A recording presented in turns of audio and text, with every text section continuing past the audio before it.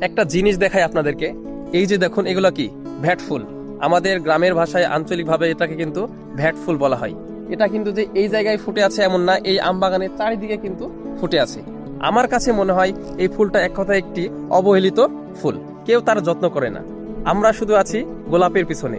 প্রেমিক প্রেমিকা থেকে শুরু করে ধনী গরিব সকলেই কিন্তু এই গোলাপকে চিন্তা করেই কবিতা লেখে, অথচ এই ভ্যাট ফুলগুলো আপনার আমাদের জন্যই নীরবে নিভৃতে ফুটে আছে।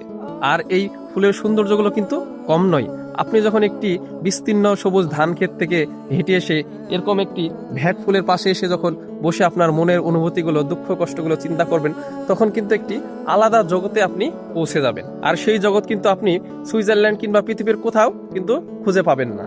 ইনফ্যাক্ট যদি আমরা জীবনানন্দ দাশের কথা বলি, তিনি কিন্তু অনেক অভাবী মানুষ ছিলেন। চাকরি এই আছে নেই, সংসারে অভাব, ওয়াইফের সাথে সমস্যা, সন্তানগুলো কান্নাকাটি করছে, এত কিছুর মাঝেও কিন্তু তিনি কবিতা লিখেছেন। বনলতা সেন, আহ কি কবিতা!